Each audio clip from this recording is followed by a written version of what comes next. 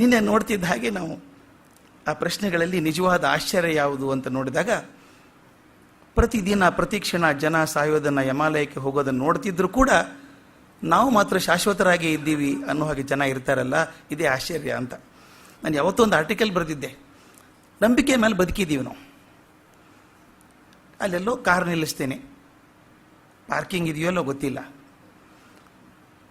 Scooter ಇಡ್ತೇನೆ, helmet ಇಡಬೇಕಲ್ಲ, ಅಲ್ಲ ಬಿರ್ತಾನೆ ಹುಡುಗ, ಹೆಲ್ಮೆಟ್ ಇಡ್ಬೋದೇನಪ್ಪ, ಇಡಿ ಸಾರಿ ಹೆಲ್ಮೆಟ್ ಇಡಿ ಅಂತಾನೆ ಇಟ್ಟು ಹೋಗ್ತೀವಿ ನೀವು. ಅವನು ಯಾರು ಅಂತ ಗೊತ್ತಿಲ್ಲ, ಎಲ್ಲಿ ಅವನು ಅಂತ ಗೊತ್ತಿಲ್ಲ, ಆದರೆ ಅವ್ನು ಬರೋ ತನಕ ಇರ್ತಾನೆ ಅಂತ ನಂಬಿದ್ದೀರಿ, ಅವನ ಹೆಸರು ಗೊತ್ತಿಲ್ಲ ನಿಮಗೆ, ಅವನು ಇರ್ತಾನೆ ಅಂತ ನಂಬಿಕೆ ಮೇಲೆ ಹೋಗಿದ್ದೀವಿ ನಾವು ಅಲ್ವಾ. ಹಾಗೆ ನಾವು ಕೂಡ ಯಾವತ್ತೂ ಒಂದು ಕಾಲ ಬರ್ತದೆ ಹೋಗೋದು ಅಂತ ಗೊತ್ತಿದ್ರೂ ಕೂಡ ಬರೋವರೆಗೂ ಯಾಕೆ ಟೆನ್ಷನ್ ಮಾಡ್ಕೋಬೇಕು, ಇರೋ ಕೊನೆ ಕ್ಷಣದವರೆಗೂ ಕೆಲಸ ಮಾಡಿ ಹೋಗೋಣ, ಬದುಕಿರೋವರೆಗೂ ಚೆಂದಾಗಿ ಬದುಕೋಣ, ಗೊಣಕೊಂಡು ಬದುಕೋದು ಬೇಡ. ಇರುವ ಕೆಲಸವ ಮಾಡು ಕಿರಿದೆನೆದೆ ಮನಸ್ಸಿಟ್ಟು, ದೊರೆತುದ ಹಸಾದವೆಂದುಣ್ಣು ಗುಣಗಿಡದೆ, ಧರಿಸು ಲೋಕದ ಭರವ ಪರಮಾರ್ಥವನ್ನು ಬಿಡದೆ, ಹೊರಡು ಕರೆ ಬರ ಅಳದೆ ಮಂಕುತಿಮ್ಮ, ಕರೆ ಬಂದಾಗ ಅಳದೆ ಹೋಗಬೇಕು ಅಂತ. ಅದನ್ನೆಲ್ಲ ತಿಳಿಸಿದಂಥವನು ಹೇಳ್ತಾನೆ, ಧರ್ಮರಾಜ ಆಶ್ಚರ್ಯ ಅಂದರೆ ಇದೆ, ನಾವು ಶಾಶ್ವತರು ಅಂತ ತಿಳ್ಕೊಂಡಿದ್ದೀವಲ್ಲ ಅಂತ. ಮುಂದಿನ ಪ್ರಶ್ನೆ ನನಗೆ ಬಹಳ ಮುಖ್ಯ ಇವತ್ತಿನ ದೃಷ್ಟಿಯಿಂದ ಹೇಳೋದಾದ್ರೆ, ಪ್ರಶ್ನೆ ಹೀಗಿದೆ, ನಾವು ಅನುಸರಿಸಬೇಕಾದಂಥ ಉತ್ತಮವಾದ ಮಾರ್ಗ ಯಾವುದು ಜೀವನದಲ್ಲಿ ಅಂತ. ಯಾವ ಮಾರ್ಗ ನಮ್ಮ ಜೀವನಕ್ಕೆ ಉತ್ತಮವಾದ ಮಾರ್ಗ? ಬಹಳ ಪ್ರಸಿದ್ಧವಾದಂಥ ಶ್ಲೋಕ ಇದೆ. ಈ ಒಂದೊಂದು ಮಾತನ್ನು ನೋಡುತ್ತಾ ಹೋಗೋಣ, ಎಷ್ಟು ಚೆನ್ನಾಗಿದೆ. ತರ್ಕೋ ಪ್ರತಿಷ್ಠ ಶ್ರುತಯೋ ವಿಭಿನ್ನ, ನೈಕೋ ಋಷಿರ್ಯಸ್ಯ ಮತಂ ಪ್ರಮಾಣಂ, ಧರ್ಮಸ್ಯ ತತ್ವಂ ನಿಹಿತಂ ಗುಹಾಯಾಂ, ಮಹಾಜನೋ ಏನ ಗತಸ್ಸ ಪಂಥ. ಭಾಳ ದೊಡ್ಡ ಶ್ಲೋಕ ಇದು, ಅದು ಭಾಳ ದೊಡ್ಡ ಪ್ರಖ್ಯಾತವಾದಂಥ ಶ್ಲೋಕ. ತರ್ಕೋ ವಿಶಿಷ್ಟ, ಎಲ್ಲರದ್ದು ಒಂದು ವಿಶಿಷ್ಟವಾದ ತರ್ಕ ಇದೆ, ಎಲ್ಲರೂ ಬೇರೆ ಬೇರೆ ತರ್ಕದಿಂದ ಹೇಳ್ತಾರೆ, ಹೀಗಿದ್ದು ಹೀಗಿದೆ ಅಂತ ತರ್ಕ ಹೇಳ್ತಾರೆ. ಶ್ರುತಿಯೋ ವಿಭಿನ್ನ, ಎಲ್ಲ ಶ್ರುತಿಗಳು ಕೂಡ ಹೇಳುವಂಥ ಗ್ರಂಥಗಳು ಕೂಡ ಬೇರೆ ಬೇರೆ ಹೇಳ್ತವೆ. ಈ ಗ್ರಂಥ ಹೀಗೆ ಹೇಳಿದರೆ ಇನ್ನೊಂದು ಗ್ರಂಥ ಬೇರೆ ಹೇಳ್ತದೆ. ಯಾವುದಾದ್ರೂ ಋಷಿ ಮಾತನ್ನು ಕೇಳ್ಕೊಳ್ಳೋಣ ಪೂರ್ತಿಯಾಗಿ ಅಂದರೆ ಋಷಿಗಳು ತುಂಬ ಜನ ಇದ್ದಾರೆ. ಹಾಗಾದರೆ ಧರ್ಮದ ತತ್ವಗಳು ಎಲ್ಲಿದ್ದಾವೆ ಅಂತ ಹೇಳ್ತಾನೆ. ಧರ್ಮಸ್ಯ ತತ್ವಂ ನಿಹಿತಂ ಗುಹಾಯಾಮ್, ಎಲ್ಲೋ ಮರೆಯಾದ ಗುಹೆಗಳಲ್ಲಿ ನಮ್ಮ ತತ್ವಗಳು ಮರೆಯಾಗಿಬಿಟ್ಟಿದ್ದಾವೆ. ಎಲ್ಲೋ ಕಾಣಲಾರದಂಥ ಗುಹೆ ಒಳಗೆ ನಮ್ಮ ಧರ್ಮ ತತ್ವಗಳು ಮರೆಯಾಗಿಬಿಟ್ಟಿದ್ದಾವೆ. ಅದಕ್ಕೆ ನಾವೇನು ಮಾಡಬೇಕೀಗ? ಯಾವುದನ್ನು ನಂಬಬೇಕು? ಗ್ರಂಥಗಳು ಬೇರೆ ಬೇರೆ ಹೇಳ್ತವೆ, ತರ್ಕಗಳು ಬೇರೆ ಬೇರೆ ಇದ್ದಾವೆ, ಋಷಿಗಳು ನೋಡಿದ್ರೆ ಅಷ್ಟೊಂದು ಜನ ಋಷಿಗಳು ಬೇರೆ ಬೇರೆ ಹೇಳ್ತಾರೆ. ನಮ್ಮ ಕಣ್ಣಿಗೆ ಕಾಣುವಂಥ ಧರ್ಮದ ತತ್ವಗಳು ಕಾಣಿಸೋದಿಲ್ಲ, ಯಾವುದೋ ಗುಹೆಯೊಳಗೆ ಮರೆಯಾಗಿ ಹೋಗಿದ್ದಾವವು. ಹಾಗಾದರೆ ನಾವೇನು ಮಾಡಬೇಕು? ಆನ್ಸರ್ ಇಷ್ಟು ಚೆನ್ನಾಗಿದೆ, ಬಹುಶಃ ಅವತ್ತಿನ ಆನ್ಸರ್ ಇವತ್ತಿಗೂ ಸರಿ ಅನಿಸುತ್ತೆ ನನಗೆ. ಅವನು ಹೇಳ್ತಾನೆ, ಮಹಾಜನೋ ಏನ ಗತಸ್ಸ ಪಂಥ. ನಮ್ಮ ಹಿರಿಯರು ಯಾರಿದ್ದಾರೋ, ದೊಡ್ಡವರು, ಮಹಾತ್ಮರು, ಸಾಧಕರು ಅಂತ ಯಾರಿದ್ದಾರೋ ಅವ್ರು ನಡೆದ ದಾರಿಯೇ ನನಗೆ ಕ್ಷೇಮದ ದಾರಿ. ಯಾವುದೂ ಸ್ಪಷ್ಟ ಇಲ್ಲ ನನಗೆ, ಯಾವ ಶ್ರುತಿ ಓದಬೇಕೋ ಗೊತ್ತಿಲ್ಲ, ಯಾವ ತರ್ಕ ನಂಬಬೇಕು ಗೊತ್ತಿಲ್ಲ, ಯಾವ ಋಷಿ ಮಾತು ಕೇಳಬೇಕು ಅಂತ ಗೊತ್ತಿಲ್ಲ. ನನಗೆ ಧರ್ಮದ ದಾಖಲೆಗಳು, ತತ್ವಗಳು ಎಲ್ಲೋ ಮರೆಯಾಗಿದ್ದಾವೆ ಗುಹೆಯೊಳಗೆ, ನನಗೆ ಸ್ಪಷ್ಟವಾಗಿ ಕಾಣಿಸ್ತಾ ಇಲ್ಲ. ಇದು ಧರ್ಮರಾಜನ ಮಾತು, ನಮ್ಮದಲ್ಲ. ಈ ಮಾತು ಧರ್ಮಸ್ಯ ತತ್ವಂ ನಿಹಿತಂ ಗುಹಾಯಾಮ್, ನಮ್ಮ ಧರ್ಮದ ತತ್ವಗಳು ಕಣ್ಣಿಗೆ ಕಾಣಲಾರದ ಹಾಗೆ ಗುಹೆಯೊಳಗೆ ಮರೆಯಾಗಿದ್ದಾವೆ. ಅದಕ್ಕೆ ನಾನೇನು ಮಾಡಬೇಕು ಅಂದರೆ ಒಂದೇ ಹಾದಿ, ಮಹಾಜನೋ ಏನ ಗತಸ್ಸ ಪಂಥ. ನಾನು ಹಿರಿಯರಿ ನಡೆ ತೋರಿಸಿದ್ದಾರೆ ದಾರಿ, ಅದೇ ನನಗೆ ಸರಿಯಾದ ದಾರಿ ಅಂತ ಒಪ್ಕೋತೇನೆ ಅಂತಾನೆ. ಇವತ್ತಿಗೂ ನನಗೆ ಅದು ಮುಖ್ಯ ಅನಿಸುತ್ತೆ. ಸ್ವಲ್ಪ ಅದ್ರ ಬಗ್ಗೆ ತಲೆ ಕೆಡಿಸ್ಕೊಂಡು ನೋಡಿದಾಗ ಅನಿಸುತ್ತೆ, ಪ್ರತಿಯೊಬ್ಬ ವ್ಯಕ್ತಿ ಗ್ರಂಥಗಳಿಂದ, ಶಾಸ್ತ್ರಗಳಿಂದ, ತಾವು ಕಂಡಂಥ ದೊಡ್ಡವರ ಬದುಕುಗಳಿಂದ ಆರಿಸ್ಕೊಂಡು ತಮ್ಮ ಜೀವನವನ್ನು ನೈಕೋತಾರೆ. ನಮ್ಮ ಜೀವನ ನೈದುಕೊಳ್ಬೇಕು ನಾವು. ಹುಟ್ಟಿದಾಗ ಅಳುವಂಥ ಮಗು, ಅಸಹಾಯವಾದಂಥ ಮಗು, ಕೊನೆಗೆ ಒಂದು ಎತ್ತರಕ್ಕೆ ಬಂದ ಸುಸಂಸ್ಕೃತ ವ್ಯಕ್ತಿ ಅಂತ ಆಗಬೇಕಾದ್ರೆ ಅದು ಹೆಂಗಾಯಿತು ಜೀವನ? ಜೀವನ ಹೆಣ್ಕೊಂಡು ಬಂದದ್ದು ಅದು ಜೀವನ ನಿರ್ಮಾಣ ಮಾಡಿದವರು ಯಾರು? ಆ ವ್ಯಕ್ತಿ ಸ್ವತಃ ವೈಯಕ್ತಿಕವಾಗಿ ಪ್ರತಿಯೊಬ್ಬ ವ್ಯಕ್ತಿ ಕೂಡ ತನ್ನ ಜೀವನದ ಧರ್ಮವನ್ನು ಕಟ್ಕೋಬೇಕಾದ್ರೆ ಇವರೆಲ್ಲ ಮಾರ್ಗದರ್ಶಿಗಳು. ಯಾಕೆ ಮನುಷ್ಯರ ಚಿಂತನೆಗಳು ಬೇರೆ ಬೇರೆ ಆಗ್ತದೆ ಅಂದರೆ, ಅವ್ರು ಆರಿಸಿಕೊಂಡಂಥ ಗ್ರಂಥಗಳು ಬೇರೆ, ಅವ್ರು ನೋಡಿದಂಥ ವ್ಯಕ್ತಿಗಳು ಬೇರೆ, ಆರಿಸಿಕೊಂಡಂಥ ಚಿಂತನೆಗಳು ಬೇರೆ. ಅವರು ಆರಿಸಿಕೊಂಡ ನಾಯಕರು, ಅವ್ರು ಓದಿದಂಥ ಗ್ರಂಥಗಳು, ಚಿಂತನೆಗಳು ಅವರ ಜೀವನದ ಧರ್ಮವನ್ನು ನಿರ್ಮಿಸ್ತವೆ ಅಂತ. ಒಂದು ಆಗಲೇ ಡಾಕ್ಟರ್ ರಾಮಸ್ವಾಮಿ ಸರ್ ಹೇಳಿದ ಹಾಗೆ ಸಾಕ್ರೆಟಿಸ್, ಪ್ಲೇಟೋ ಆಮೇಲೆ ನೋಡ್ಬೋದು. ಆದರೆ ಈಗ ನನ್ನ ತಲೆ ಒಂದು ಅರಿಸ್ಟಾಟಲ್ ಒಂದು ಮಾತು ಬಂದಿತ್ತು. ಅರಿಸ್ಟಾಟಲ್ ಹೇಳ್ತಾನೆ, ಈ ಥರದ ಜೀವನದ ದ್ವಂದ್ವಗಳು ಸಾಕಷ್ಟು ಸಲ ಬಂದ್ಬಿಡ್ತಾವೆ ನಮ್ಮ ಜೀವನದಲ್ಲಿ. ಯಾವುದು ಸರಿ ಧರ್ಮ, ಇದು ಸರಿ ಧರ್ಮನ, ಈ ಧರ್ಮ ಸರಿನಾ ಅಂತ ಬಂದಾಗ ಯಾವುದನ್ನು ಆರಿಸ್ಕೊಳ್ಳೋದು? ಅವನು ಎಷ್ಟು ಚಂದ ವಿಚಾರ ತರ್ತಾನೆ ಚರ್ಚೆ ಮಾಡೋದಕ್ಕೆ, ನಮಗೆಲ್ಲೂ ತುಂಬ ಚಿಂತೆ ಹಚ್ಚುವಂಥ ವಿಷಯ. ಆತ ಹೇಳ್ತಾನೆ, ಒಂದು ದೇಶ ಇದೆ, ಆ ದೇಶದ ಸಂವಿಧಾನ ಇದೆ, ಕಾಯ್ದೆಗಳಿದ್ದಾವೆ. ಯಾವ ವ್ಯಕ್ತಿ, ಆ ದೇಶದ ವ್ಯಕ್ತಿ ಆ ಕಾಯ್ದೆಗಳನ್ನು ತಪ್ಪದೇ ನಡೆಸ್ತಾನೋ ಪಾಲಿಸ್ತಾನೋ ಅವನು ಸುಪ್ರಜೆ ಅಲ್ವಾ, ಆ ದೇಶದ ನಾಗರಿಕ. ಯಾವನು ಸುಪ್ರಜೆ, ಯಾವನು ಒಳ್ಳೆ ನಾಗರಿಕ ಅಂದರೆ ಆ ದೇಶದ ಸಂವಿಧಾನದ ಕಾಯ್ದೆಗಳನ್ನು ಚಾಚೂ ತಪ್ಪದೆ ಪಾಲಿಸುವಂಥವನು ಸುಪ್ರಜೆ, ಒಳ್ಳೆ ಪ್ರಜೆ. ಆದರೆ ಯಾವನು ಧರ್ಮದ ತತ್ವಗಳನ್ನು ಪಾಲಿಸ್ತಾನೋ ಅವನು ಉತ್ತಮ ಮನುಷ್ಯ ಅಂತ. ಎಷ್ಟು ಚೆನ್ನಾಗಿದೆ ಮಾತಿದು. 2 ಕ್ಲಾಸಿಫಿಕೇಶನ್ ಮಾಡ್ತಾನೆ ಅರಿಸ್ಟಾಟಲ್. ಒಬ್ಬ ಉತ್ತಮ ಪ್ರಜೆ, ಒಬ್ಬ ಉತ್ತಮ ಮನುಷ್ಯ ಅಂತ. ಇಬ್ಬರು ಬೇರೆ ಆಗೋಕ್ಕೆ ಸಾಧ್ಯ ಇದೆಯಾ? ಇದೆ. ಬೇರೆ ಆಗದೆ ಇರೋದಕ್ಕೂ ಸಾಧ್ಯ ಇದೆ. ಹೇಗೆ ಬೇರೆ ಆಗ್ತಾರೆ? ಒಂದು ದೇಶದ ಸಂವಿಧಾನದ ಕಾಯ್ದೆಯನ್ನು, ಕಾಯ್ದೆಯಲ್ಲಿ ಇದೆಯಪ್ಪ ನಾವೇನು ಮಾಡೋಕ್ಕಾಗಲ್ಲ, ಅದು ಮಾಡಿ ಫಾಲೋ ಮಾಡಬೇಕು ಅದನ್ನು ಅಂತ ಕಾಯ್ದೆಯನ್ನು ಫಾಲೋ ಮಾಡುವವನು ಪ್ರಜೆ ಆಗ್ತಾನೆ, ಒಳ್ಳೆ ಪ್ರಜೆ ಆಗ್ತಾನೆ. ಆದರೆ ಕಾಯ್ದೆ ಸರಿ ಇಲ್ಲ, ಇದು ಮನುಷ್ಯ ಧರ್ಮಕ್ಕೆ ಸರಿಯಾಗಿಲ್ಲ ಅಂತ ಹೇಳಿ ಮೈ ಮೇಲೆ ಗಂಡಾಂತರ ತಗೊಂಡು ಎದುರಿಸಿ ನಿಲ್ಕೋತಾನಲ್ಲ, ಅವನು ಮಾನವ ಧರ್ಮವನ್ನು ಪಾಲಿಸುವಂಥವನು. ಅವನು ಕಾಯ್ದೆ ಪಾಲಿಸೋನಲ್ಲ, ಮಾನವ ಧರ್ಮ. ಅದಕ್ಕೆ ಅವನು ಉತ್ತಮ ಮನುಷ್ಯನಾಗ್ತಾನೆ ಅಂತ. ಎಷ್ಟು ಚಂದದ ಚಿಂತನೆ ಅದು ಅರಿಸ್ಟಾಟಲ್ದು. ಆಯ್ಕೆ ನಿಮ್ಮದು ಅಂತಾನೆ. ನೀವು ಒಳ್ಳೆಯ ಪ್ರಜೆ ಆಗಬೇಕೋ, ಒಳ್ಳೆಯ ಮನುಷ್ಯ ಆಗಬೇಕು. ಅಕಸ್ಮಾತ್ ಒಂದು ವ್ಯವಸ್ಥಿತವಾದ ದೇಶ ಇದೆ, ಆದರೆ ಎಲ್ಲ ಕಾಯ್ದೆಗಳು ಕೂಡ ಧರ್ಮದ ಆಧಾರದ ಮೇಲೆ ರಚಿಸಲ್ಪಟ್ಟಿದೆ ಅಂತ ಇಟ್ಕೊಳ್ಳೋಣ. ಎಲ್ಲ ಕಾಯ್ದೆಗಳು ಧರ್ಮದ ಆಧಾರದ ಮೇಲೆ ನಿರ್ಧಾರ ಆಗಿದ್ದರೆ ಅದನ್ನು ಧರ್ಮದ ಕಾಯ್ದೆಗಳನ್ನು ಪಾಲಿಸುವಂಥ ಸುಪ್ರಜೆನೂ ಆಗ್ತಾನೆ. ಅದು ಧರ್ಮದ ಮೇಲೆ ಇರೋದ್ರಿಂದ ಅವನು ಒಳ್ಳೆಯ ಮನುಷ್ಯನೂ ಆಗ್ತಾನೆ. ಸುಪ್ರಜೆ ಒಬ್ಬ ಒಳ್ಳೆಯ ಮನುಷ್ಯ ಆಗೋಕ್ಕೆ ಸಾಧ್ಯ ಇದೆ. ಆದರೆ ಕೆಲವೊಂದು ಸಲ ಹೀಗಾಗಲಿಕ್ಕಿಲ್ಲ. ಕಾಯ್ದೆಗಳು ಮಾನವ ಧರ್ಮಕ್ಕೆ ವಿರುದ್ಧವಾಗಿರ್ಬೋದು. ಆಗೇನು ಮಾಡೋಕ್ಕಾಗ್ತದೆ? ಆ ದ್ವಂದ್ವ ಬಂದಾಗ ಯಾವುದನ್ನು ಆರಿಸ್ಕೋತೀರಿ ನೀವು ಅಂತ. ಎಷ್ಟು ಚಂದದ ಮಾತದು. ಉತ್ತಮ ಮನುಷ್ಯ ಆಗಬೇಕೋ ಬರೀ ಪ್ರಜೆ ಆಗಬೇಕು? ಇಂಥ ಪ್ರಶ್ನೆಗಳು ಸಾಕಷ್ಟು ಸಲ ಬಂದಿದ್ದಾವೆ ಜೀವನದಲ್ಲಿ. ಗಾಂಧಿಗೆ ಬಂದದ ಪ್ರಶ್ನೆ ಅದು. ಮೆರಿಟ್ಸ್ಬರ್ಗಲ್ಲಿ ಹೋಗ್ತಿರ್ಬೇಕಾದ್ರೆ ಫಸ್ಟ್ ಕ್ಲಾಸ್ ಟಿಕೆಟ್ ಇದೆ, ಟ್ರೈನಲ್ಲಿ ಕೂತಿದ್ದಾರೆ. ಟಿಕೆಟ್ ಇರೋದು ಪ್ರವಾಸ ಮಾಡೋಕ್ಕೆ ಅನುಕೂಲ ಇದೆ, ಅವ್ರಿಗೇನು ತೊಂದರೆ ಇಲ್ಲ. ಆದರೆ ಆ ದೇಶದ ಕಾಯ್ದೆ ಹೇಳುತ್ತೆ ಫಸ್ಟ್ ಕ್ಲಾಸಲ್ಲಿ ಬಿಳಿಯರು ಮಾತ್ರ ಹೋಗೋಕ್ಕೆ ಸಾಧ್ಯ. ಅಕಸ್ಮಾತ್ ಬಿಳಿಯರು ಇಲ್ಲ ಅಂದರೆ ಕಪ್ಪು ಮನುಷ್ಯ ಹೋಗ್ಬೋದು. ಆದರೆ ಅಲ್ಲಿ ಅಕಸ್ಮಾತ್ ಅನ್ನೋದು ಬಿಳಿ ಮನುಷ್ಯ ಬಂದರೆ ಕಪ್ಪು ಮನುಷ್ಯ ಇಳಿದು ಬೇರೆ ಕಂಪಾರ್ಟ್ಮೆಂಟಿಗೆ ಸೆಕೆಂಡ್ ಕ್ಲಾಸಿಗೆ ಹೋಗಬೇಕು. ಇದು ಸರಿ ಅನಿಸ್ತಿಲ್ಲ ಗಾಂಧಿಗೆ. ಕೂತಿದ್ರು ಒಳಗಡೆ, ನನ್ನ ಕಡೆ ಫಸ್ಟ್ ಕ್ಲಾಸ್ ಟಿಕೆಟ್ ಇದೆ ಅಂತ ಹೇಳಿದರು. ಹೋಗ್ತಿದ್ರು. ಅಷ್ಟೊತ್ತಿಗೆ ಇನ್ಸ್ಪೆಕ್ಟರ್ ಟಿ ಸಿ ಬಂದ. ನಿಮ್ಗೆ ಯಾರು ಕೊಟ್ಟರು ಟಿಕೆಟ್ ಇದನ್ನ ಅಂತ ಕೇಳ್ದ. ಇನ್ನೊಬ್ಬ ಬಿಳಿ ಪ್ರವಾಸಿಗೆ ಬಂದು ಹೇಳ್ದ, ನೋಡಿ ಆ ಕಪ್ಪು ಮನುಷ್ಯ ಕೂತಿದ್ದಾನೆ, ಅವನ ಜೊತೆ ಕೂತ್ಕೊಳ್ಳೋಕ್ಕಾಗಲ್ಲ, ನಾನು ಹೊರಗಿಳಿಸಿ ಅವನ ಅಂದ. ಇಳೀರಿ ಅಂತ ಹೇಳಿದ್ರೆ ಇಳಿಯೋಲ್ಲ ಅಂದ್ರಿ ಇವರು. ಮುಂದೇನಾಯಿತು ಗೊತ್ತಿದೆ. ನಾನು ಜಾಗಕ್ಕೆ ಹೋಗಿ ನಿಂತು ಬಂದಿದ್ದೀನಿ, ಆ ಸಮಯಕ್ಕೆ ಹೋಗಿದ್ದೇನೆ. ರಾತ್ರಿ 1:13 ಚಳಿ, ಕೆಟ್ಟ ಚಳಿ. ಆ ಚಳಿಯಲ್ಲಿ ಮೆರಿಟ್ಸ್ಬರ್ಗ್ ಪ್ಲಾಟ್ಫಾರ್ಮ್ ಮೇಲೆ ಎತ್ತಿ ಹಾಕಿದ್ರಿ ಇವ್ರನ್ನ, ಕಿತ್ತಿ. ಆ ಲಗೇಜ್ ಸಹಿತ ಲಗೇಜ್ ಹಾಗೆ ಕಿತ್ತು ಹಾಕಿದ್ರಿ ಇವ್ರನ್ನ.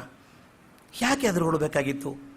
ಇವ್ರಿಗಿಂತ ಸಾವಿರಾರು ಜನ ಮೊದಲು, ಇವ್ರಿಗೆ ಪ್ರವಾಸ ಮಾಡಿದಂಥ ಸಾವಿರಾರು ಜನ ಮೊದಲು ಬಯಸ್ಕೊಂಡು ಫಸ್ಟ್ ಕ್ಲಾಸ್ ಹೇಳು ಸೆಕೆಂಡ್ ಕ್ಲಾಸಿಗೆ ಹೋದವರು ಉಂಟು. ಏನು ಮಾಡೋಕ್ಕಾಗ್ತದಪ್ಪ? ಸರ್ಕಾರದ ಕಾಯ್ದೆ ಅದು.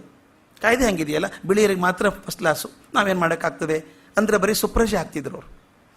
ಗಾಂಧಿಗೆ ಅನಿಸ್ತು ಇದು ಮಾನವ ಧರ್ಮಕ್ಕೆ ವಿರುದ್ಧವಾದದ್ದು.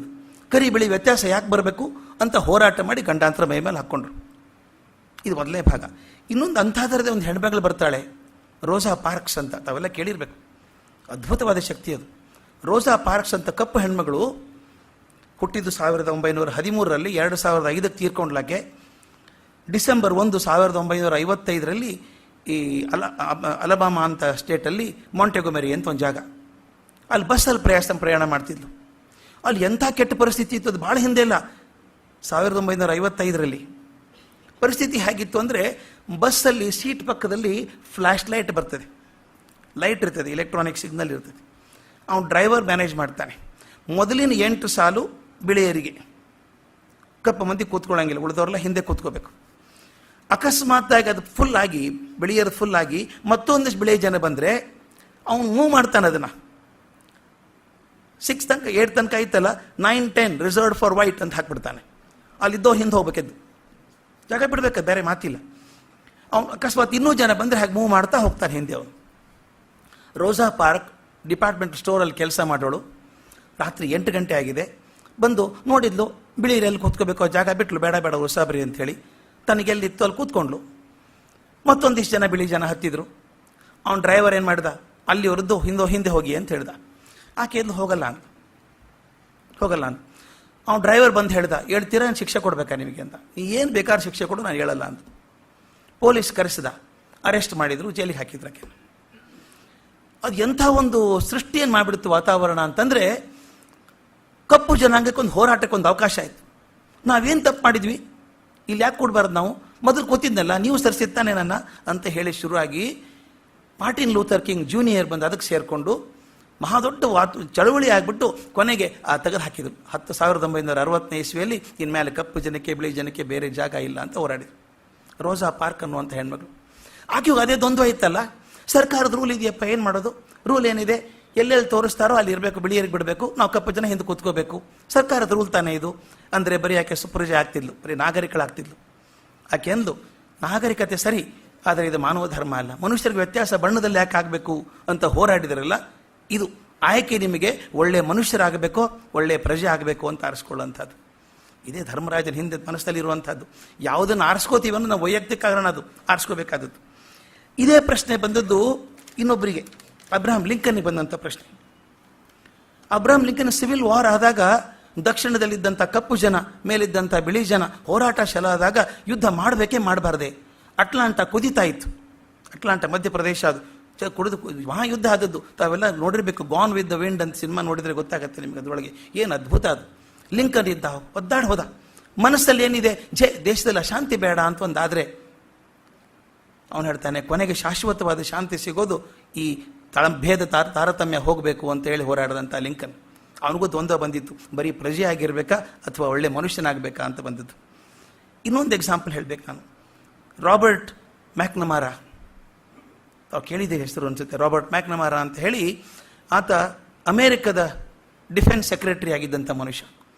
61ರಿಂದ 68ನೇ ಇಸ್ವಿವರೆಗೂ ಇಬ್ಬರು ರಾಷ್ಟ್ರಾಧ್ಯಕ್ಷರಿಗೆ, ಜಾನ್ ಕೆನೆಡಿ ಹಾಗೂ ಲಿಂಡನ್ ಜಾನ್ಸನ್, ಇಬ್ಬರಿಗೂ ಡಿಫೆನ್ಸ್ ಸೆಕ್ರೆಟರಿ ಆಗಿದ್ದಂಥ ಮನುಷ್ಯ. ಭಾರಿ ಬುದ್ಧಿವಂತ, ಅಸಾಧ್ಯ ಬುದ್ಧಿವಂತ. ಫೋರ್ಡ್ ಕಂಪನಿ ಪ್ರೆಸಿಡೆಂಟ್ ಆಗಿದ್ದವನು. ಅವನು ಭಾರಿ ದೊಡ್ಡ ಅಡ್ವೈಸರ್ ಅಂತ ತಗೊಂಡ್ರು, ಸೆಕ್ರೆಟರಿ ಆದ. ಅವನ ಕಾಲಕ್ಕೆ ಒಂದು ಚಿಂತೆ ಬಂತು, ವಿಯೆಟ್ನಾಂ ಮೇಲೆ ದಾಳಿ ಮಾಡಬೇಕು ಅಂತ. ಅಮೇರಿಕಕ್ಕೆ ಹೋಲಿಸಿದರೆ ವಿಯೆಟ್ನಾಂ ಒಂದು ಸಣ್ಣ ಚುಕ್ಕೆ.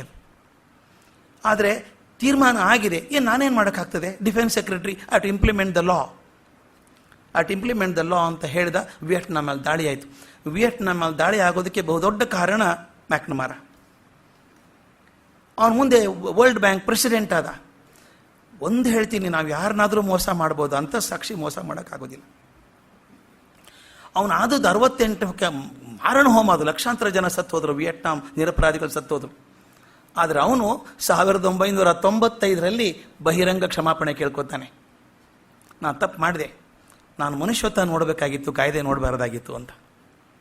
ಆದರೆ ಆಗಿ ಹೋಗ್ತದ್ದು. ಆವಾಗಲೇ ಮನುಷ್ಯತ್ವ ನೋಡಿದರೆ ಲಕ್ಷಾಂತರ ಜನ ಸಾವು ತಪ್ಪಿಸ್ಬೋದಾಗಿತ್ತು.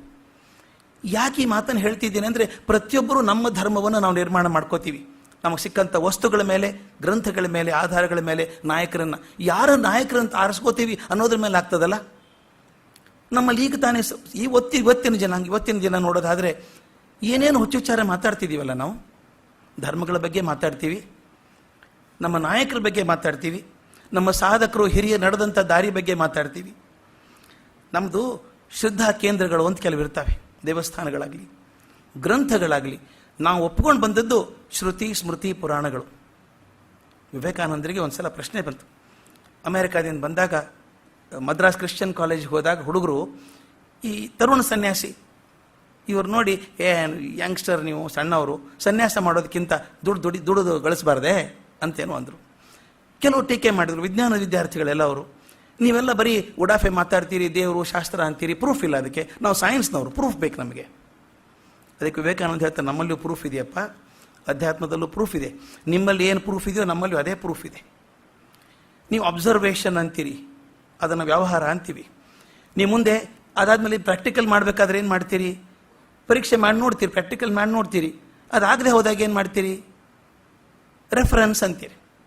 ರೆಫರೆನ್ಸ್ ಅಂದರೆ ಏನು ಮಾಡ್ತೀರಿ ನೀವು, ಜರ್ನಲ್ಗೆ ಹೋಗ್ತೀರಿ. ನಮಗೂ ಜರ್ನಲ್ ಇದ್ದಾವಪ್ಪ, ಶ್ರುತಿಗಳಿದ್ದಾವಲ್ಲ ನಮ್ಮಲ್ಲಿ, ಹಿರಿಯರಿದ್ದಾರೆ, ಮಾರ್ಗದರ್ಶನ ಹಾಕಿಕೊಟ್ಟಿದ್ದಾರೆ, ನಮಗೆ ಕೂಡ ಅದೇ ರೀತಿ ಪ್ರೂಫ್ ಇದ್ದಾವೆ ನಮಗೆ ಅಂತ ಹೇಳ್ತಾರೆ. ಒಪ್ಪಿಸಿದ್ರಂತೆ, ಹುಡುಗರೆಲ್ಲ ಒಪ್ಕೊಂಡ್ರಂತೆ. ಹಾಗೆ ನಾವು ನಮ್ಮ ಶ್ರದ್ಧಾ ಕೇಂದ್ರಗಳಾದಂಥ ಪುಸ್ತಕಗಳನ್ನು, ಶಾಸ್ತ್ರಗಳನ್ನು, ಗ್ರಂಥಗಳನ್ನು, ನಾಯಕರನ್ನು ಟೀಕೆ ಮಾಡೋದೊಂದು ಹವ್ಯಾಸ ತುಂಬ ಹೆಚ್ಚಾಗಿದೆ ಈಗ. ಅದಕ್ಕೆ ನಾವು ನೋಡ್ಕೋದು, ನಾವು ಪ್ರಜೆ ಆಗಬೇಕೋ ಅಥವಾ ಒಳ್ಳೆಯ ಮನುಷ್ಯರಾಗಬೇಕು. ಒಳ್ಳೆಯ ಮನುಷ್ಯರಾಗಬೇಕಾದ್ರೆ ಮತ್ತೊಬ್ಬ ಶ್ರದ್ಧಾಕೇಂದ್ರದಿಂದ ವರ್ಡ್ ಮಾತಾಡುವಂಥ ಕಾರಣ ಇಲ್ಲ ನಮಗೆ. ಈಗ ಇತ್ತೀಚೆಗೆ ರಾಮಾಯಣದ ಬಗ್ಗೆ, ಮಹಾಭಾರತದ ಬಗ್ಗೆ, ಭಗವದ್ಗೀತೆಗಳ ಬಗ್ಗೆ ಬಹಳಷ್ಟು ಜನ ಮಾತಾಡ್ತಿದ್ದಾರೆ. ಮಾತಾಡೋದು ಅರ್ಥ ಇಲ್ಲದೆ ಮಾತಾಡ್ತಿದ್ದಾರೆ. ಭಗವದ್ಗೀತೆ ಅರ್ಥ ಆಗದಿದ್ದರೆ ಅವ್ರ ಕರ್ಮ, ಬೈಯೋದು ಯಾಕೆ ಅದನ್ನು? ಒಂದು ತಮಾಷೆ ಆಗಿತ್ತು, ಹೇಳಿಬಿಡ್ಬೇಕು ನಿಮಗೆ ಅದನ್ನು. ಒಂದು ವಾಹಿನಿಯಲ್ಲಿ, ಹೆಸರು ಬೇಡ ಏನು ಬೇಡ, ಒಂದು ವಾಹಿನಿಯಲ್ಲಿ ನಾನು ಅವತ್ತೇ ದುಬೈದಿಂದ ಬಂದಿದ್ದೆ. ನನಗೆ ತಕ್ಷಣ ಫೋನ್ ಮಾಡಿ, ನೀವು ಬರಬೇಕು, ಒಂದು ಪ್ಯಾನೆಲ್ ಡಿಸ್ಕಷನ್ ಇದೆ, ಲೈವ್ ಬ್ರಾಡ್ಕಾಸ್ಟ್ ಆಗ್ತದೆ, ಬರಬೇಕು ಅಂದರು. ನಾನು ಬೇಡಪ್ಪ, ನನಗೇನು ಗೊತ್ತಿಲ್ಲ ಯಾವ ವಿಷಯ ಅಂತ ಕೇಳಿದೆ. ಭಗವದ್ಗೀತೆ ಬೇಕು. ಬೇಡಪ್ಪ, ದೊಡ್ಡೋರಿದ್ದಾರೆ, ಮಾತಾಡ್ಕೊಳ್ಳಿ ಅವರು ಅಂತ. ಇಲ್ಲ ನೀವು ಬರಬೇಕು. ಇನ್ಯಾರಿದ್ದಾರೆ ಅಂತ ಕೇಳಿದೆ. ಬನ್ನಿ ಸರ್, ಎಲ್ಲ ಸ್ನೇಹಿತರಿದ್ದಾರೆ ಅಂದರು. ಒತ್ತಾಯಕ್ಕೆ ಹೋದೆ ಸರ್ ನಾನು. 12ರಿಂದ 1 ಗಂಟೆ ಲೈವ್ ಬ್ರಾಡ್ಕಾಸ್ಟ್ ಅದು. ಹೋದಾಗ ಒಂದು 5 ಜನ ಇದ್ದರು. ಹೆಸರು ಹೇಳೋದೇನು ಬೇಡ, ಅವೆಲ್ಲ ಬುದ್ಧಿಜೀವಿಗಳು ಅಂತ ಗೊತ್ತಾಗ್ಬಿಡುತ್ತೆ. ಸಾಮಾನ್ಯವಾಗಿ ಚಳವಳಿಗಳಲ್ಲಿ ಮುಂಚೂಣಿಯಲ್ಲಿರುವಂಥವರು, ಪ್ರಸಂಗ ಗದ್ದಲ ಹಾಕಿಬಿಟ್ಟು ಮರೆಯಾಗಿ ಹೋಗ್ಬಿಡೋದು, ಅವರೆಲ್ಲ ಇದ್ರು. ಎಲ್ಲರೂ ಏನು ಬೈತಾ ಇದ್ರು, ಭಗವದ್ಗೀತೆ ಹಿಗ್ಗ ಮುಗ್ಗ ಬೈತಾ ಇದ್ರು. ಒಬ್ಬರಂತೂ ಹೇಳಿಬಿಟ್ರು, I don't want to touch Bhagavad Gita with my left hand. ಯಾಕೋ ಏನು ಪಾಪ, ಎಡಗೈ ತೊಂದರೆ ಇರಬೇಕು. ಇನ್ನೊಬ್ರು ಹೇಳಿದರು, ಚಾತುರ್ವರ್ಣ್ಯ ಮಯಾ ಸೃಷ್ಟಿ ಅಂದಂಥ ಪುಸ್ತಕವನ್ನು ಮೆಚ್ಕೋಬೇಕಾ ನಾವು ಅಂತ ಎಲ್ಲರೂ ಬೈತಾ ಇದ್ರು. ಸರಿಯಾಗಿ ಬೈದರು. ನಾನು ಕೊನೆಯವನು, ಅನುಕೂಲ ಇರುತ್ತೆ ಕೊನೆಗೆ ಹೋದ್ರೆ ಸ್ವಲ್ಪ. ಕೊನೆಗೆ ಹೋದಾಗ ನೀವೇನು ಹೇಳ್ತೀರಿ ಅಂತ ಕೇಳಿದ್ರು. ಲೈವ್ ಬ್ರಾಡ್ಕಾಸ್ಟ್ ಅದು. ನಾನು ಹೇಳಿದೆ, ನನಗಷ್ಟು ಭಗವದ್ಗೀತೆ ಜ್ಞಾನ ಇಲ್ಲ, ಅವರೆಲ್ಲ ಜ್ಞಾನಿಗಳು. ಬೈತಾರೆ ಅಂದರೆ ಓದ್ಕೊಂಡಿರ್ಬೇಕಲ್ಲ, ಓದ್ಕೊಂಡು ಅರ್ಥ ಮಾಡ್ಕೊಂಡು ಬೈತಾರೆ ಅಂದರೆ ತುಂಬ ಜ್ಞಾನಿಗಳಿದ್ದಾರೆ. ನನಗಷ್ಟು ಜ್ಞಾನ ಇಲ್ಲ. ಆದರೆ ನಾನು ಕೆಲವರನ್ನು ದೊಡ್ಡವರು ಅಂತ ಒಪ್ಕೊಂಡ್ಬಿಟ್ಟಿದ್ದೇನೆ. ತುಂಬ ದೊಡ್ಡವರು, ನನ್ನ ಜೀವನಕ್ಕೆ ಮಾರ್ಗದರ್ಶಕರು ಒಪ್ಕೊಂಡ್ಬಿಟ್ಟಿದ್ದೇನೆ. ಅವ್ರ ಹೆಸರು ಹೇಳಿಬಿಡ್ತೇನೆ, ನಿಮಗೇನು ತಕರಾರಿಲ್ಲ. ಒಬ್ಬರು ಮಹಾತ್ಮ ಗಾಂಧಿ, ಲೋಕಮಾನ್ಯ ತಿಲಕರು, ಅರವಿಂದೋ, ವಿವೇಕಾನಂದರು, ಆಮೇಲೆ ಡಿ ವಿ ಗುಂಡಪ್ಪನವರು, ಮಾಸ್ತಿಯವರು, ಹಿಂಗೆ ಬೇಕಾದಷ್ಟು ಹೇಳ್ಬೋದು. 5 ಜನ ಸಾಕು, ನಿಮ್ಗೆ ಜಾಸ್ತಿ ಬೇಕಾಗಿಲ್ಲ. ಆದರೆ ಅವ್ರು ಎಲ್ಲರೂ ಭಗವದ್ಗೀತೆ ದೊಡ್ಡದು ಅಂದರು. ಗಾಂಧಿ ಅಂತೂ ಭಗವದ್ಗೀತೆ ನನ್ನ ತಾಯಿ ಅಂದರು. ಇವರೇನು ಇಷ್ಟು ಜನ ಮಾತಾಡಿದ್ರಲ್ಲ, ಈಗ ಇವರೆಲ್ಲರದು ಅಕ್ಯುಮುಲೇಟೆಡ್ ವಿಸ್ಡಮ್ ಸೇರಿಸಿದ್ರು ಕೂಡ ಅರವಿಂದೋ 1% ಆಗಲ್ಲ. ಅರವಿಂದೋ ಎಂಥ ಜೀನಿಯಸ್ ಥಿಂಕರ್ ಅಂದರೆ, ಇವರೆಲ್ಲ ಅಕ್ಯುಮುಲೇಟೆಡ್ ವಿಸ್ಡಮ್ ಸೇರಿದ್ರು 1% ಆಗಲ್ಲ. ಆದರೆ ಆ ಮಹಾನುಭಾವ ಎಸೇಜ್ ಆನ್ ಗೀತಾ ಬರೆದ್ರು. ಲೋಕಮಾನ್ಯ ತಿಲಕರು ಹೇಳ್ತಾರೆ, ಭಗವದ್ಗೀತೆ ಓದಿದ ಮೇಲೆ ನನ್ನ ದೇಶ ಪ್ರೇಮ ಜಾಸ್ತಿ ಆಯಿತು ಅಂತ ಹೇಳ್ತಾರೆ. DVG ಅಂತೂ ಜೀವನ ಧರ್ಮಯೋಗ ಬರೆದ್ರು. ಇವರಿಗೆಲ್ಲ ಗೊತ್ತಾಗಲಿಲ್ಲ. ವಿವೇಕಾನಂದರು ಭಗವದ್ಗೀತೆ ಬಗ್ಗೆ ಮೆಚ್ಚಿ ಮಾತಾಡ್ತಾರೆ. ನನಗೆ ಒಂದೇ ವರಿ ಅಂದರೆ, ಚಿಂತೆ ಅಂದರೆ, ಅವರಿಗೆಲ್ಲ ಹೊಳೆದದ್ದು ಇವ್ರಿಗೆ ಹೊಳಿಲಿಲ್ವಾ? ಅಥವಾ ಅವ್ರಿಗೆ ಕಂಡದ್ದು ಇವ್ರಿಗೆ ಕಾಣಿಸ್ತಿಲ್ಲ ಅಂದರೆ ಬಹುಶಃ ಭಗವದ್ಗೀತೆ ದೋಷ ಇರಲಿಕ್ಕಿಲ್ಲ, ಕನ್ನಡಕ್ಕೆ ದೋಷ ಇರಬೇಕು ಅಂತೇಳಿ. ತಮಾಷೆ ಏನಾಯಿತು ಅಂದರೆ, ನನ್ನ ಬೈಬೋದು, ಇವ್ರು ಯಾರನ್ನೂ ಬೈಯಂಗಿಲ್ಲಲ್ಲ. ನಾನು ಸಾಕ್ಷಿ ಅಂತಾವಿದ್ದಾವೆ, ಗಟ್ಟಿ ಸಾಕ್ಷಿಗಳು. ಈಗ ವಿವೇಕಾನಂದರಿಗೇನು ಗೊತ್ತಿಲ್ಲ ಅಂದರೆ ಬದುಕೋಕೆ ಸಾಧ್ಯ ಇಲ್ಲ ಅವರು. ಯಾಕಂದರೆ ವಿವೇಕಾನಂದರು ಬೈಯೋಂಗಿಲ್ಲ, ಅದು ಸಾಕಷ್ಟು ಪ್ರೂವ್ ಆಗಿಬಿಟ್ಟಿದೆ, ಇವ್ರಿಗಿಂತ ಜಾಸ್ತಿ ಪ್ರೂವ್ ಆಗಿದ್ದಾರೆ ಅವರು. ಆದ್ದರಿಂದ ನಾನು ಯಾಕೆ ಈ ಮಾತನ್ನು ಹೇಳ್ತಿದ್ದೀನಿ ಅಂದರೆ, ಉಡಾಫೆ ಮಾತಾಡಿದಾಗ ನಾವು ಹೇಳಬೇಕಾಗತ್ತೆ ಉತ್ತರ ಇದನ್ನು. ರಾಮಾಯಣ ನಂಬಿಕೊಂಡ್ರೆ ಆತ್ಮಹತ್ಯೆ ಮಾಡ್ಕೋಬೇಕಾಗತ್ತೆ ಅಂತ ಮಾತು. ಓದಿದೆ ಹೋದರೆ ಮಾಡ್ಕೋಬೇಕು. ರಾಮಾಯಣದಿಂದ ಏನಾದರೂ ಒಂದು ಒಳ್ಳೆಯದು ಸಿಕ್ಕಿತ್ತು ಜೀವಕ್ಕೆ ಒಂದಿಷ್ಟು ಅಲ್ಲ. ನಾನು ಯಾಕೆ ಮಾತನ್ನು ಹೇಳ್ತೀನಿ ಅಂದರೆ, ನಾವು ಯಾವ ಗ್ರಂಥಗಳನ್ನು ಆರಿಸ್ಕೋತೀವಿ, ಯಾವ ಚಿಂತನೆಗಳನ್ನು ತುಂಬ್ಕೋತೀವಿ ಅನ್ನೋದ್ರ ಮೇಲೆ ನನ್ನ ಜೀವನದ ಗತಿ ನಿರ್ಧಾರ ಆಗ್ತದೆ. ಅದನ್ನು ಧರ್ಮರಾಜ ಹೇಳೋದು. ನೀನು ವೈಯಕ್ತಿಕ ಕೆಲಸ ಅದು, ಅದರಿಂದ ಆರಿಸ್ಕೋಬೇಕು. ಮಹಾಜನೋ ಏನ ಗತಸ್ಥ ಪಂಥ್ಯ. ಎಂಥ ಮಹಾಜನರನ್ನು ಆರಿಸ್ಕೊಂಡಿದ್ದೀರೋ ನಾಯಕರನ್ನಾಗಿ ನಿಮ್ಮ ಜೀವನಕ್ಕೆ, ಅವರಿಂದಾಗಿ ನಿಮ್ಮ ಜೀವನ ಆಗ್ತದೆ ಅಂತ ಬದುಕುವಂಥ ದಾರಿ ಇದು ಅಂತ ಹೇಳ್ತಾರೆ. ಇನ್ನೊಂದು ವಿಷಯ ಹೇಳಬೇಕು ನಾನಿಲ್ಲಿ. ರೈಟ್ ಆನರಬಲ್ ಶ್ರೀನಿವಾಸ ಶಾಸ್ತ್ರಿ ಯಾಕೆ ದೊಡ್ಡವ್ರನ್ನ, ಮಹಾನುಭಾವರನ್ನ, ನಾಯಕರ ಜೀವನವನ್ನು ಗಮನಿಸಬೇಕು ಅಂತಂದರೆ, ರೈಟ್ ಆನರಬಲ್ ಶ್ರೀನಿವಾಸ ಶಾಸ್ತ್ರಿ ಬಹುಶಃ ನಮ್ಮ ದೇಶ ಕಂಡಂಥ ಅತ್ಯಂತ ಶ್ರೇಷ್ಠ ಪುರುಷ ಅಂತ ಹೇಳಿದ್ರೆ ತಪ್ಪಾಗಲಾರ್ದು. ಅವ್ರು ರಾಮಾಯಣ ಉಪನ್ಯಾಸ ಕೇಳದಂಥವ್ರು ನಾವು ಕೇಳಿಲ್ಲ. ಆದರೆ ಅದನ್ನು ಪುಸ್ತಕ ಓದೋಕ್ಕೆ, ಲೆಕ್ಚರ್ಸ್ ಆನ್ ರಾಮಾಯಣ ಓದದೆ ಹೋದರೆ ಜೀವನ ಪರಿಪೂರ್ಣ ನನ್ನ ಪ್ರಕಾರ ಹೇಳೋದಾದರೆ. ಓದಬೇಕ್ರಿ ರಾಮಾಯಣದ ಅವರು ಭಾಷಣಗಳನ್ನು ಕನ್ನಡದಲ್ಲಿ ಅನುವಾದ ಮಾಡಿದ್ದಾರೆ, ಯಾರೋ ಇತ್ತೀಚೆಗೆ ನೋಡಿದ್ದೇನೆ ಅದನ್ನು ನಾನು. ಲೆಕ್ಚರ್ಸ್ ಆನ್ ರಾಮಾಯಣ ಅದನ್ನು ಓದಬೇಕು. ಮದ್ರಾಸಿನಲ್ಲಿ ಹಿಂದೂ ಹೈಸ್ಕೂಲಲ್ಲಿ ಟೀಚರ್ ಆಗಿ ಸೇರಿಕೊಂಡವರು, ಉಪಾಧ್ಯಾಯರಾಗಿ ಮುಂದೆ ಮುಖ್ಯಸ್ಥರಾಗಿ ಆ ಸಂಸ್ಥೆದ್ದು, ಬ್ರಿಟಿಷ್ ಚಕ್ರವರ್ತಿಯಿಂದ ಪ್ರಿವಿ ಕೌನ್ಸಿಲರ್ ಅಂತ ಗೌರವ ಹುದ್ದೆಯನ್ನು ಪಡ್ಕೊಂಡು ಅಣ್ಣಾಮಲೈ ವಿಶ್ವವಿದ್ಯಾಲಯದ ಉಪಕುಲಪತಿಗಳಾಗಿ ಗೋಖಲೆ ಅವರ ಪ್ರಭಾವದಲ್ಲಿ ಬಂದು ಸರ್ವೆಂಟ್ಸ್ ಆಫ್ ಇಂಡಿಯಾದ ಮುಖ್ಯಸ್ಥರಾಗಿ ಸೇವೆ ಸಲ್ಲಿಸಿದಂಥವರು ರೈಟ್ ಆನರಬಲ್ ಶ್ರೀನಿವಾಸ ಶಾಸ್ತ್ರಿ ಅವರು. ಅವರು ಡಿ.ವಿ.ಜಿ ತುಂಬ ಹತ್ತಿರವಾಗಿದ್ದವರು, ಬಂದಾಗಲೆಲ್ಲ ಅವ್ರ ಜೊತೆಗಿರೋರು. ಒಂದು ಘಟನೆಯನ್ನು ಒಂದು ದಾಖಲೆ ಮಾಡಿದ್ದಾರೆ, ಅದ್ಭುತವಾದ ಘಟನೆ. ಅಂದರೆ ಧರ್ಮರಾಜನ ಪ್ರಶ್ನೆ ಎಷ್ಟು ತಲೆ ಕೆಡಿಸುತ್ತೆ ಅಂತ, ನಾಯಕರು ಯಾಕೆ ಬೇಕು ನಮಗೆ ಜೀವನಕ್ಕೆ ಅಂತ. ಅವ್ರು ಬರಬೇಕಾದ್ರೆ ಒಂದಿಷ್ಟು ಜನ ಸ್ನೇಹಿತರು ಕಾರಲ್ಲಿ ಹೋಗ್ತಾ ಇದ್ರಂತೆ. ಊರು ದಾಟಿ ಹೋಗಿ ಒಂದು ರಸ್ತೆ ಬದಿಗೆ ನಿಂತಾಗ ನಿಲ್ಲಿಸ್ಬಿಟ್ರಂತೆ, ಕಾರ್ ನಿಲ್ಲಿಸಿ ಹೊರಗೆ ಹೋಗೋಣ ಸ್ವಲ್ಪ. ಗಾಳಿಗೆ ನಿಂತ್ಕೊಂಡಾಗ ಅವ್ರು ರಾಮಾಯಣ ತಲೆ ತುಂಬ್ಕೊಂಡ್ಬಿಟ್ಟಿದ್ದಾರೆ ಶ್ರೀನಿವಾಸ ಶಾಸ್ತ್ರಿಗಳು. ತಕ್ಷಣ ಹೇಳಿದ್ರಂತೆ, ಬಹುಭೂತಿ ಒಂದು ಶ್ಲೋಕ ಮನಸ್ಸಿಗೆ ಬಂತಂತೆ ಅವರಿಗೆ, ಪುರಾಯತ್ರ ಸ್ರೋತಃ ಅಂತ ಒಂದು ಪದ್ಯ ಹೇಳೋದು ಬೇಡ. ಸಂದರ್ಭ ಹೇಗಿದೆ ಅಂದರೆ, ರಾವಣ ವಧೆ ಆಯಿತು, ವಿಭೀಷಣ ಪಟ್ಟಾಭಿಷೇಕ ಆಯಿತು, ಆಮೇಲೆ ವಾಪಸ್ ಬರಬೇಕಲ್ಲ, ಅಯೋಧ್ಯೆಗೆ ಬರಬೇಕಲ್ಲ, ವಿಮಾನದಲ್ಲಿ ವಾಪಸ್ ಬರ್ತಾ ಇದ್ರು, ಪುಷ್ಪಕ ವಿಮಾನದಲ್ಲಿ. ಇದು ತಮಾಷೆ ಆಗಿರುತ್ತೆ, ನೀವು ವಿಮಾನದಲ್ಲಿ ಹೋದರೆ ಕಿಟಕಿ ವಿಂಡೋ ಸೀಟ್ ಸಿಕ್ಕರೆ ಮುಂದೆ ಪ್ರಯೋಜನ ಇಲ್ಲ, ಟೇಕ್ ಆಫ್ ಲ್ಯಾಂಡಿಂಗ್ ಅಷ್ಟೇ ಪ್ರಯೋಜನ, ಮುಂದೇನು ಬರೀ ಮೋಡಲ್ಲೇ ಇರೋದು. ಮೇಲೆ ಹೋದಾಗ ಕೆಳಗೆ ನೋಡಬೇಕು, ಕುತೂಹಲದಿಂದ ನೋಡಬೇಕು ಅನಿಸುತ್ತೆ. ನೀವು ಡೆಲ್ಲಿ ಹತ್ರ ಬಂದ್ಕೊಳ್ಳೋ ಕುತುಬ್ ಮಿನಾರ್ ಕಾಣಿಸುತ್ತಾ ಅಂತ ನೋಡಬೇಕು, ಪ್ಯಾರಿಸ್ ಹತ್ರ ಹೋದ ತಕ್ಷಣ ಐಫೆಲ್ ಟವರ್ ಕಾಣಿಸುತ್ತಾ ಅಂತ ನೋಡಬೇಕು, ಹಿಂಗೆ ಅನಿಸುತ್ತೆ, ನೋಡಬೇಕು ಅನಿಸುತ್ತೆ. ಇಲ್ಲಿ ಹಾಗೆ ಸೀತೆ ಬಹುಶಃ ಅದು ಓಪನ್ ಥರ ವಿಮಾನ ಅನ್ಕೋಬೇಕು ಅದನ್ನು.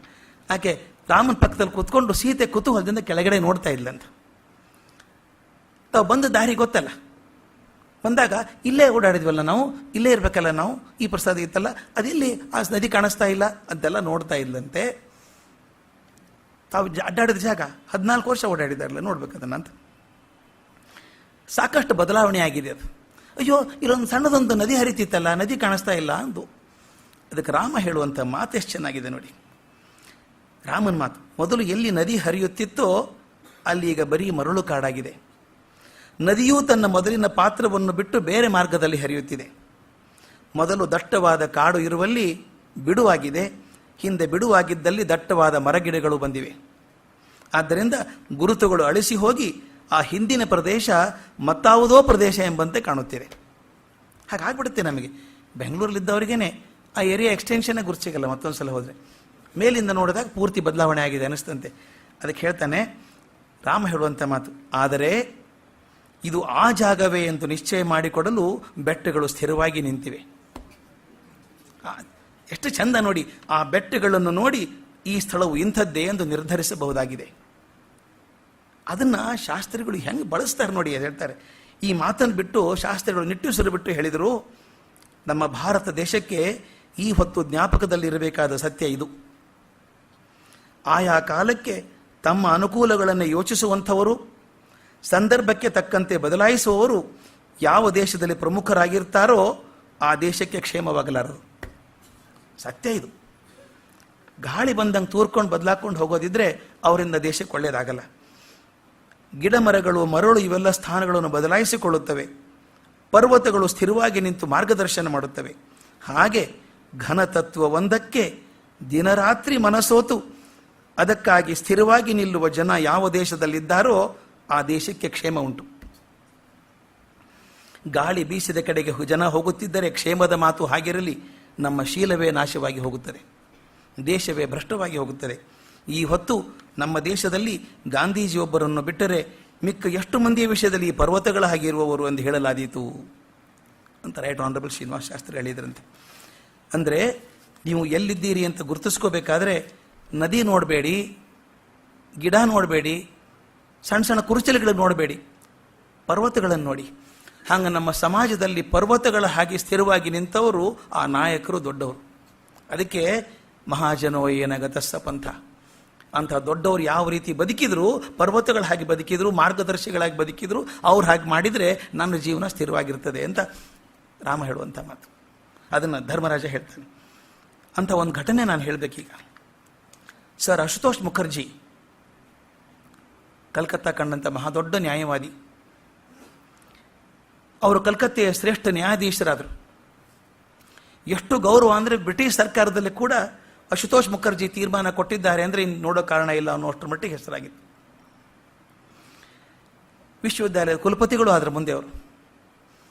ಒಂದು ಸಂದರ್ಭದಲ್ಲಿ ಬ್ರಿಟಿಷ್ ಸರ್ಕಾರ ಅವ್ರನ್ನ ಲಂಡನ್ ಕಳಿಸೋಕೆ ಪ್ರಯತ್ನ ಮಾಡ್ತು. ಯಾವುದೋ ಕಾರ್ಯಕ್ರಮಕ್ಕೆ ನಮ್ಮ ಪ್ರತಿನಿಧಿಯಾಗಿ ಅವ್ರು ಹೋಗಲಿ ಅಂತ. ದೊಡ್ಡ ಗೌರವ ಅಲ್ವಾ? ಬ್ರಿಟಿಷ್ ಸರ್ಕಾರ ಭಾರತದಿಂದ ಅಶುತೋಷ್ ಮುಖರ್ಜಿಯವರು ನಮ್ಮ ನಾಯಕರಾಗಿ ಹೋಗಲಿ ಲಂಡನ್ನಿಗೆ ಅಂತ ತೀರ್ಮಾನ ಮಾಡಿದ್ರಂತೆ. ಆ ತೀರ್ಮಾನ ಆರ್ಡರ್ ಬಂದ ಕೂಡಲೇ ಮುಖರ್ಜಿಗಳು ಸ್ವಲ್ಪ ಖುಷಿ ಆಯಿತು, ಅಂತೂ ಗುರುತಿಸಿದಾರಲ್ಲ ನನ್ನ ಅಂತ.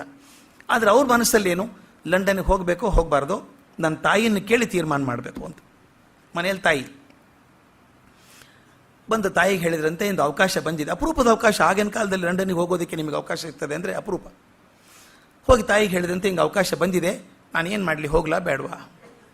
ಆ ತಾಯಿನ ನೋಡಿ, ಇದು ಹೇಳ್ತೀನಲ್ಲ ಮಹಾಜನೋ ಪಂಥ ಅದು ಹೇಳಬೇಕಾದ್ರೆ ಆ ತಾಯಿ ದೊಡ್ಡವರು. ಆಕೆ ಏನು ಹೇಳ್ತಾರೆ ಅಂದರೆ, ನೀನು ಯಾಕೆ ಹೋಗ್ಬೇಕಲ್ಲಿ ಅಂದರು. ನೀನು ಯಾಕೆ ಲಂಡನ್ಗೆ ಹೋಗಬೇಕು? ಆಕೆ ಹೇಳೋ ಮಾತು, ಒಂದು ಮುಷ್ಟಿಯಷ್ಟು ಜನ ಇಲ್ಲಿ ಬಂದು ನಾವು ಇಡೀ ಸಮಾಜವನ್ನು ದಾಸ್ಯಕ್ಕೆ ತಳ್ಳಿದಾರಲ್ಲ, ನಮ್ಮನ್ನು ಗುಲಾಮರನ್ನಾಗಿ ಮಾಡಿದ್ದಾರಲ್ಲ, ನೀನು ಗುಲಾಮನೇ ಈಗ ಅವ್ರ ಕೈಯಲ್ಲಿ ಕೆಲಸ ಮಾಡೋನು, ನೀ ಗುಲಾಮನಾಗಿ ಅವ್ರ ರಾಜ್ಯಕ್ಕೆ ಹೋಗ್ಬೇಕಂತಿದೀಯಾ ನೀನು? ಇರು, ನಮ್ಮ ದೇಶಕ್ಕೆ ಸ್ವಾತಂತ್ರ್ಯ ಬರಲಿ, ನಾಯಕನಾಗಿ ಹೋಗು, ಗುಲಾಮನಾಗಿ ಹೋಗ್ಬೇಡ ಅಂತ ಇದ್ದದ್ದು.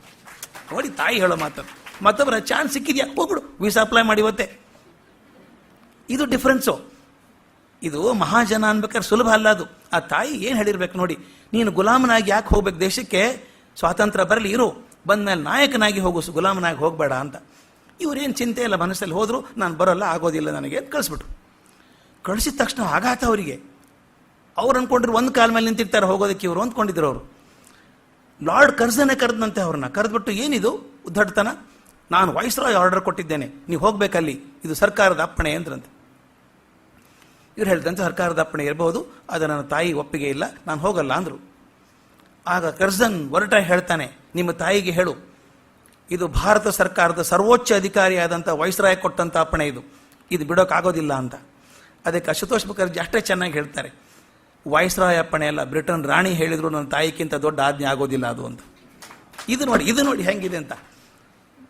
ವೈಸ್ರಾಯ್ ಬಿಡಿ, ಬ್ರಿಟಿಷ್ ರಾಣಿ ಹೇಳಿದ್ರು ಕೂಡ ನನ್ನ ತಾಯಿಗಿಂತ ದೊಡ್ಡ ಆಜ್ಞೆ ಆಗೋದಿಲ್ಲ ಅದು ಅಂತ. ಇದು ಮಹಾಜನ ನಡೆದಂಥ ದಾರಿ. ನಾವು ಯಾಕೆ ಇದನ್ನು ಮಕ್ಕಳಿಗೆ ಹೇಳಬೇಕು ಅಂತಂದರೆ, ಯಾರನ್ನು ಮಾರ್ಗದರ್ಶಿಯಾಗಿ ಇಟ್ಕೋಬೇಕು ಅಂತ ನೋಡಬೇಕು. ಯಾವುದೋ ಒಂದು ಮಾರ್ಗದರ್ಶಿ, ದೇಶದ ವಿರುದ್ಧ ಮಾತಾಡುವಂಥವ್ರ ಮಾರ್ಗದರ್ಶಿಗಳು ಇಟ್ಕೋಬೇಕಾ, ದೇಶ ಪ್ರೇಮವನ್ನು ತೋರಿಸೋಂಥವ್ರು ನೋಡ್ಕೋಬೇಕಾ. ಇದು ನಮ್ಮ ದೇಶದಲ್ಲಿ ಸಾಕಷ್ಟು ಬಂತು. ಸ್ವಾತಂತ್ರ್ಯ ಪೂರ್ವದಲ್ಲಿ ಕಾಯ್ದೆ ಇತ್ತು, ಬ್ರಿಟಿಷ್ ಸರ್ಕಾರದ ಕಾಯ್ದೆ. ಆ ಕಾಯ್ದೆ ಒಪ್ಕೊಂಡಿದ್ದ ಸುಪ್ರಜೆ ನೀವು. ನಮ್ಮ ಸಾಕಷ್ಟು ಜನ ಮಾಡಿದ್ರು ಅದನ್ನು. ರಾವ್ ಬಹದ್ದೂರ್ಗಳಾದ್ರು ಬೇಕಾದಷ್ಟು ಜನ. ಬ್ರಿಟಿಷ್ ಅಧಿಕಾರದ ಹೇಳ್ದಂಗೆ ಕೇಳ್ಕೊಂಡ್ರೆ ರಾವ್ ಬಹದ್ದೂರ್ ಪದವಿ ಕೊಡ್ತಾರೆ, ನಿಮಗೆ ಈ ಪದವಿ ಕೊಡ್ತಾರೆ ಅಂತ ಕೊಟ್ಟವರಿದ್ರು. ಅವರೆಲ್ಲ ಸುಪ್ರಜೆಗಳಾದರು, ಒಳ್ಳೆ ಮನುಷ್ಯರಾದರು ಅಂತ ಹೇಳಾರೆ. ಒಬ್ಬ ಮನುಷ್ಯನ ರಕ್ತ ಕುದೀತು, ನಮ್ಗಲ್ಲ ಇದು, ನಮ್ಮ ದೇಶಕ್ಕೆ ಬಂದು ನಮ್ಮನ್ನು ಗುಲಾಮರನ್ನಾಗಿ ಮಾಡಿದ್ದಾರಲ್ಲ ಇವರು, ಸಿಡಿದು ಹೇಳಬೇಕು ಅಂತ ಹೋದ್ರಲ್ಲ ಹುಡುಗ. ಅದು ಮಾನವತ್ವವನ್ನು ನಂಬ್ಕೊಂಡು ಹೋದದ್ದು, ಅಭಿಮಾನವನ್ನು ನಂಬ್ಕೊಂಡು ಹೋದದ್ದು, ದೇಶದ ಅಭಿಮಾನ ನಂಬ್ಕೊಂಡಂಥ ಹುಡುಗ ಹೋದ, ದೇಶದ ದೇಹಕ್ಕೋಸ್ಕರ ತ್ಯಾಗ ಮಾಡಿದ. ಒಬ್ಬ ಭಗತ್ ಸಿಂಗ್ ಆಗ್ಬೋದು, ಒಬ್ಬ ರಾಜ್ಗುರು ಆಗ್ಬೋದು, ಒಬ್ಬ ಚಂದ್ರಶೇಖರ್ ಆಜಾದ್ ಆಗ್ಬೋದು. ಇವರೆಲ್ಲ ಮಾಡಿದ್ದೇನು? ಕಾಯ್ದೆ ಭಂಗ ಆಯಿತು. ಗಾಂಧಿ ಮಾಡಿದ ಕಾಯ್ದೆ ಭಂಗ. ಅದು ಕಾಯ್ದೆ ಭಂಗ ಮಾಡಿದ ಸುಪ್ರಜೆ ಅಲ್ಲ ಅವರು. ಇಲ್ಲಿ ಅರಿಸ್ಟಾಟಲ್ ಮಾತು ನನಗೆ ಯಾಕೆ ಮುಖ್ಯ ಆಗತ್ತೆ ಅಂದರೆ, ಕಾಯ್ದೆ ಹೋಗ್ಬೇಕಾ ಅಥವಾ ಮನುಷ್ಯತ್ವವನ್ನು ಹುಡ್ಕೊಂಡು ಹೋಗ್ಬೇಕಾ, ಮಾನವ ಧರ್ಮವನ್ನು ಹುಡ್ಕೊಂಡು ಹೋಗ್ಬೇಕಾ? ಎಲ್ಲಿ ಧರ್ಮವನ್ನು ಅವಲಂಬಿಸಿ ಹೋಗ್ತೇನೋ ಅಲ್ಲಿ ಒಳ್ಳೆಯ ಮನುಷ್ಯನಾಗ್ತೇನೆ.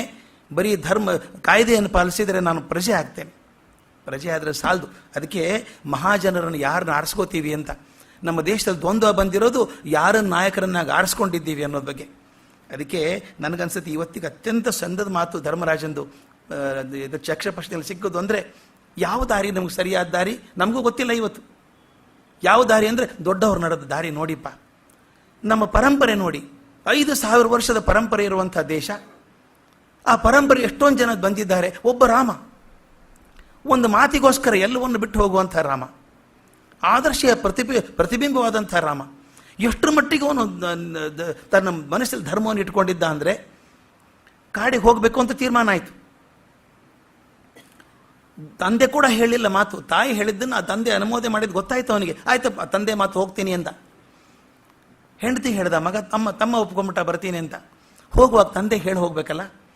ಬಂದರೆ ದಶರಥ ಒಂದು ಮಾತು ಕೇಳ್ತಾನೆ, ಅಪ್ಪ ನಿನ್ನ ಮಾತು ಗೊತ್ತು ನನಗೆ, ಒಂದು ಸಲ ಮಾತು ಕೊಟ್ಟರೆ ಬದಲಾಯಿಸಲ್ಲ, ಆದರೆ ಒಂದೇ ಒಂದು ವಿನಂತಿ, ನೀನು ಹೋಗ್ತೀಯ ಅಂತ ಗೊತ್ತು ನನಗೆ, ಆದರೆ ಹೋಗೋದನ್ನು ಒಂದು ದಿವಸ ಮುಂದೆ ಹಾಕ್ತೀಯ.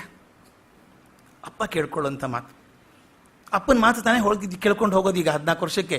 ಆದರೆ ಅದೇ ಅಪ್ಪ ಹೇಳ್ತಾನೆ, ನನಗೋಸ್ಕರ ಒಂದು ದಿವಸ ಮುಂದೆ ಹಾಕು, ಇವತ್ತು ರಾತ್ರಿ ನಿನ್ನ ಜೊತೆ ಮಾತಾಡಿ ಕಳಿತೀನಿ ನಾನು, ಆಮೇಲೆ ಮರುದಿವಸ ಬೇಕಾದ್ರೆ ಹೋಗಿ ನೀನು ಅಂತ ಹೇಳ್ತಾನೆ.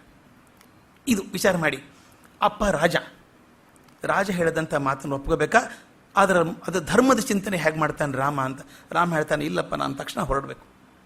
ಯಾಕೆ ಹೊರಡಬೇಕು ಅನ್ನೋದು ತತ್ವ ಎಷ್ಟು ಚೆನ್ನಾಗಿದೆ. ಅದಕ್ಕೆ ರಾಮ ದೊಡ್ಡವನಾಗ್ತಾನೆ, ಇವತ್ತು ನಮಗೆ ದೇವರಾಗಿ ನಿಂತ್ಕೋತಾನೆ ಮುಂದೆ. ಯಾಕೆಂದರೆ ಆತ ಹೇಳ್ತಾನೆ, ಅಪ್ಪ ನೀ ನಾಳೆ ಹೋಗು ಅಂತೀಯಲ್ಲ, ನಾನು ಯಾಕೆ ಬೇಡ ಇವತ್ತೇ ಹೋಗ್ತೀನಿ, ಈ ತಕ್ಷಣ ಹೋಗ್ತೀನಿ ಅಂದರೆ ನಾಳೆ ಬೆಳಗಿನವರೆಗೆ ನನಗೆ ಇದೇ ಮನಸ್ಥಿತಿ ಇರ್ತದೆ ಅಂತ ಹೇಳಾರೆ. ಈಗ ನಾನು ಹೋಗಬೇಕು ಅಂತ ತೀರ್ಮಾನ ಮಾಡಿದ್ದೇನೆ.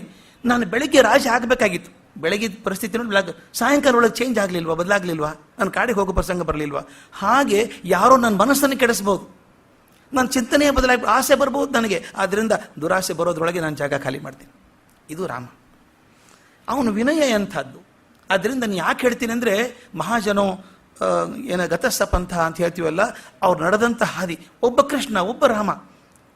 ನಮಗೆ ದಾಖಲೆ ಇಟ್ಕೊಂಡಿದ್ದೀವಿ ನಾವು, ಯಾರ್ಯಾರು ದೊಡ್ಡವರಿದ್ದಾರೆ ಅಂತ, ಇಲ್ಲಿವರೆಗೂ ಇದ್ದಾರೆ. ಆದ್ದರಿಂದ ಅವ್ರು ನೋಡ್ಕೊಂಡು ಇರಬೇಕು ಅನ್ನುವಂಥ ಮಾತು ಧರ್ಮರಾಜನ ಮಾತು ಇವತ್ತಿಗೆ ಅಲ್ಲ, ಇನ್ನು 1000 ವರ್ಷಕ್ಕೂ ಸತ್ಯ ಅದು. ನೀವು ಯಾರನ್ನ ನಾಯಕರನ್ನಾಗಿ ಆರಿಸ್ಕೋತೀರೋ, ಯಾರ ಜೀವನದ ದಾರಿ ನಮ್ಮ ದಾರಿ ಅನ್ಕೋತೀರೋ, ಅದರ ಮೇಲೆ ನಿಮ್ಮ ಜೀವನದ ಗತಿ ನಿರ್ಧಾರ ಆಗ್ತದೆ. ನಾನು ಒಳ್ಳೆ ಗತಿಗೆ ಹೋಗ್ತೀನೋ ಬೇಡಕ್ಕೆ ಹೋಗ್ತೀನೋ ಅಂತ.